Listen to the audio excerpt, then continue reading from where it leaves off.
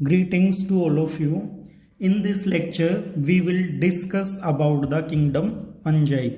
So, let's discuss the general feature of kingdom fungi. Fungi are multicellular eukaryotes generally. Mostly they are multicellular and they are made up of eukaryotic cell which have a true nucleus, well-defined nucleus. But exception is there. Yeast is the only fungi which is unicellular and the other fungi are all eukaryotic. So let's discuss the general feature. Body. Their body is made up of thread-like structure known as hyphae. इनकी body क्या है? थ्रेड-like structure hyphae से, ये hyphae हैं, इन hyphae से बनी हुई होती है फंगी की body. These hyphae are again of two type. They can be aseptate. Septa का मतलब होता है कि बीच में डिवीजन होना, तो कोई डिवीजन वहां पे नहीं होती. Simple this thread like structure is here and it is having nucleus. So यहां कहीं पे सेप्टे प्रेजेंट होने थे बट वो प्रेजेंट नहीं है, इसलिए ये स्ट्रक्चर आपको अपीयर होगी मल्टी न्यूक्लिएटेड जैसी. But it is not multi nucleated, it is uni nucleated. Nucleus is present है बट उसके बीच में कोई सेप्टा प्रेजेंट नहीं है, तो इसलिए आपको अपीयर होगा कि ये मल्टी न्यूक्लिएटेड है, बट मल्टी न्यूक्लिएटेड नहीं कंसीडर करेंगे हम इसको. Second type of hyphae are septate type, where septas will present at a specific or appropriate place. तो यहां पे आप देख सकते हो septas present है and each septa is containing one nucleus, so it will appear uninucleated. तो septate और aseptate दोनों तरह के thread like structure hyphae इनके अंदर present हो सकते हैं. Aseptate type of fungi will be considered as lower kind and the septate will considered as higher kind of fungi. No pigment is present, like chlorophyll is absent in the kingdom fungi and that is why they are saprophytic in mode of nutrition, because if they have chlorophyll they will able to perform the photosynthesis, but that chlorophyll is absent in these kingdom fungi. So these are saprophytic. They will live on the dead and decaying matter. They will decay the material which is available to them. Digestion is extracellular, means suppose this is the nutrient media, dead and decaying matter is present here and this is fungi. It will secrete digestive juice on this matter and that will digested outside the body and the absorbable substances will be absorbed by this fungi. So digestion is extracellular. They are mostly saprophytic but in some cases they can be parasitic also and they can be symbiotic also. Parasitic, they will live on the body of host and they will derive their food from that host without killing that, and in symbiotic relationship both will be benefited. Fungi को भी benefit होगा और इसके साथ जो symbiotic relationship बनाएगा ये भी उसको कुछ ना कुछ प्रोवाइड करेगा. तो दोनों साइड से जहां पे एडवांटेज होता है जिस रिलेशनशिप में, that relationship is known as symbiotic relationship. So fungi could have saprophytic mode of nutrition, they could be parasitic also and they can be having any symbiotic relationship with any other organism. Cell wall. Cell wall is present and that is made up of chitin. But this chitin membrane is soft and leathery. Maybe you have seen some insect, they are having very hard cover on their body. That is also made up of chitin, but that is very hard.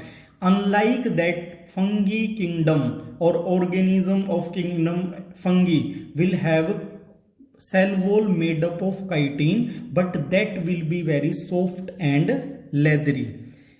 Let's have a look on the classification of kingdom fungi. These are known as Eumycetes. Mycetes word is related to the kingdom fungi. So Eumycetes means true mycetes.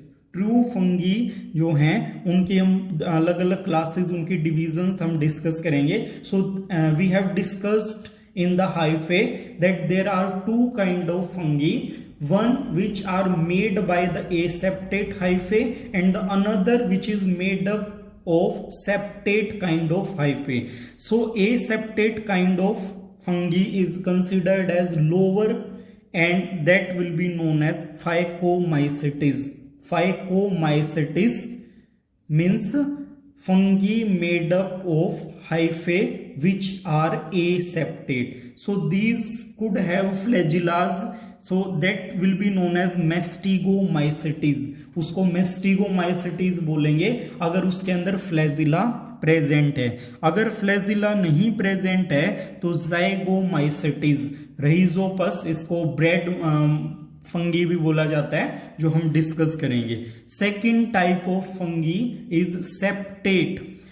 सो ये किस basis पे हमने इसका division करेंगे, हम septate की further categories हैं and that will B divided on the basis of their reproductive strategies. वो रिप्रोडक्शन कैसे करते हैं उसके बिहाफ पे हम उनको डिवाइड करेंगे. And so first class of septate fungi is Ascomycetes, second is Basidomycetes, and the third is Deuteromycetes, which is also known as fungi imperfecti. So हम इनको एक एक करके अभी डिटेल में स्टडी करेंगे कि इनके अंदर किस टाइप से रिप्रोडक्टिव स्ट्रेटजीज होती हैं, इनका लाइफ साइकिल क्या रहता है, इनके जर्नल फीचर्स क्या रहते हैं. So let's discuss the Phycomycetes. Zygomycetes is kind of Phycomycetes, उसी का एक टाइप है. तो हम सबसे पहले Zygomycetes डिस्कस करेंगे. So Zygomycetes is also known as conjugation fungi. इसको कॉन्जुगेशन फंगी बोला जाता है क्योंकि कॉन्जुगेशन से रिप्रोडक्शन परफॉर्म करती है. No motile cell is present. कोई मोटाइल सेल इनके अंदर प्रेजेंट नहीं होगी. Coenocytic word means multi nucleated. जहां पे एक से ज्यादा न्यूक्लियस होते हैं उसको हम सीनोसाइटिक बोल सकते हैं. Example is rhizopus which is also known as bread mould. जो ब्रेड हैं वो कुछ दिन के बाद खराब हो जाते हैं, वो इसी फंगी की वजह से होते हैं. तो ये क्या है, used for commercial purpose for production of fumaric acid. Fumaric acid को प्रोड्यूस करने के लिए रहीजोपस को कमर्शियल लेवल पे यूज किया जाता है. Vegetative structure of rhizopus. Vegetative structure कैसी होती है इसकी. So here these are hyphae. इनके बीच में कोई सेप्टा नहीं होता. फर्स्टली हमने क्लासिफिकेशन इसी बेस पे किया है कि यहाँ पे हाइफे किस टाइप के हैं, एसेप्टेट हैं या सेप्टेट हैं. सो इन ज़ाइगोमाइसेटीज दीज आर एसेप्टेट. तो hyphae will be present like this. In this manner they will be arranged with each other and these hyphae will generate these kind of structure. Those are known as rhizobial hyphae. इनको rhizobial hyphae बोलते हैं and they will absorb the nutrient. जो nutrients present होंगे इनके surrounding में, जिस भी surface के ऊपर ये present है, उनसे nutrient को एब्जॉर्ब करने का काम, डिराइव करने का काम, that will be done by the rhizoidal hyphae. ये जो इनकी रूट लाइक स्ट्रक्चर हैं, these will absorb the food material. Now let's discuss the asexual reproduction in Zygomycetes.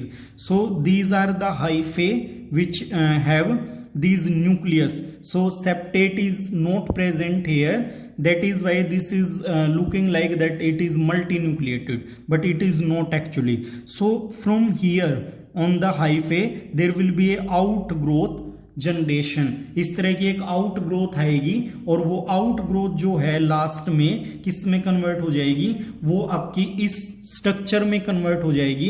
And the lower stalk like structure, this is known as sporangiophore. इसको sporangiophore बोलते हैं. जो hyphae से, एक साइड हाइफे से attach है और दूसरी साइड, उसके दूसरे एंड पे देयर इज स्पोरेंजियम यहां पे प्रेजेंट है, this one. So on the one end of Sporangiophora there is sporangium and the another end is attached to the hyphae. So ये स्पोरेंजियम जो है इसके अंदर स्पोरोप्लाज्म होता है, जो फ्लूइड लाइक कंटेंट है वो प्रेजेंट होता है। आउटर जो इसका साइटोप्लाज्म है that will be known as sporoplasm. Central cytoplasm will be known as columella plasma. Internal cytoplasm, inner cytoplasm and outer cytoplasm. और पेरिफ्री पे क्या है, ये स्पोर लाइक न्यूक्लियर स्ट्रक्चर बन जाएंगी। So this columella will convert into this kind of structure which is shown by this green color, and the nucleus will surrounded by the membrane, and after maturation this sporangium will break down and the spore will break down here and there. These spore will germinate like this and form the new zygomycetes. New hyphae जिस भी habitat में जाएंगे वहीं पे ये generate कर लेंगे। So in this way asexual reproduction is completed into the zygote.